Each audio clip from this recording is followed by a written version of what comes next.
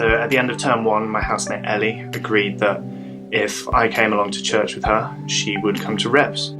Those of you who know me may know that around that time my life was taking a little bit of a plunge. A series of poor decisions on top of a lot of bad luck had resulted in suffering that I couldn't really see a way out of. By coming to G2 that day, I found a place full of happiness, love and support. A place that provides a sustainable coping mechanism for my suffering. And a place I can always and will always come back to. So I started going to G2 because my housemate was speaking. Church is not something that's unfamiliar to me. I grew up in a cathedral school and so spent a lot of time under music there and I've been to a lot of the services there. But to be perfectly honest, I'm not sure I particularly listened to what was being said. I came to G2 at a point in my life where I was doing a lot of sport and there was a lot of focus on my degree and very much lost a lot of balance in life.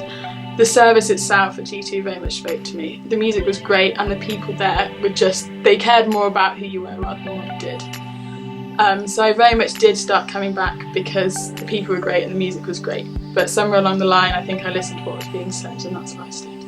So I first came to G2 to support a friend who was playing in the worship band. And when I came I thought how incredibly welcoming the community was. And I had a really good time, but I didn't really think much of it. Faith had always been sort of in the background of my life.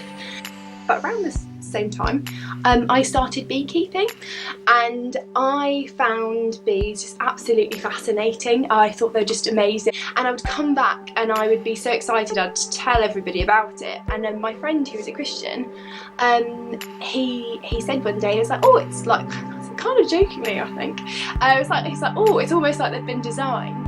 And I was like, wow, yeah, they have. Like, nothing this incredible could have existed without something even more incredible creating it. So I had this deep assurance that God existed, so I thought, right, I need to go back to that church that I really liked. And all the questions that I'd ever had about faith, I realised that they were all answered with Jesus, and how absolutely incredible he was.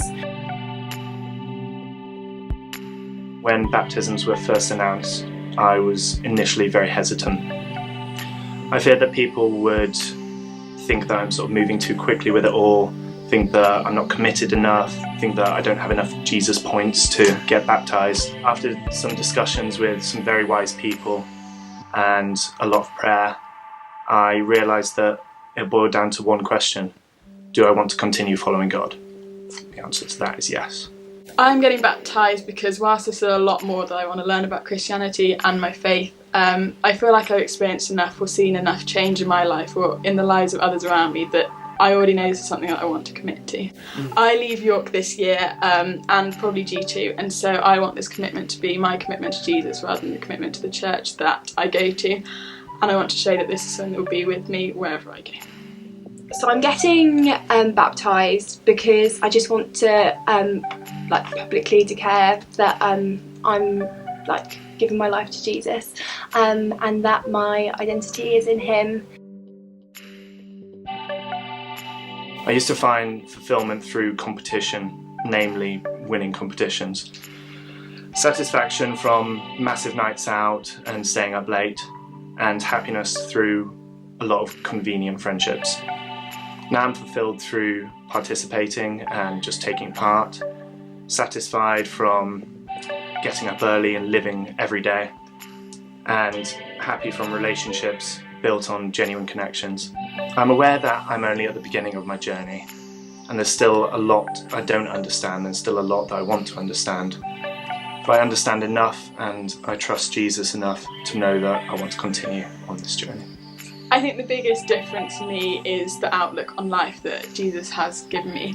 I used to be someone who was very much scared of the unknown and definitely tried to plan things that I couldn't even plan in the first place. Since coming to church and knowing Jesus and knowing the plan that he has for us, there's just definitely a lot more peace with the future, that the future is not really truly unknown, that there's grounding, there's foundation, the knowledge of who he is, and that actually in the unknown it's space for new opportunities and for things that you couldn't even possibly plan. Jesus has changed everything about my life and it's quite overwhelming. So I think the biggest change is in perspective and seeing the world totally differently and seeing that Jesus loves everybody, and has created everybody with a plan and with love. And so I think when you love Jesus, that sort of love overflows into other people. And yeah, so that's, I'd say, the biggest change. And then also just the gratitude for all the blessings that I have in my life.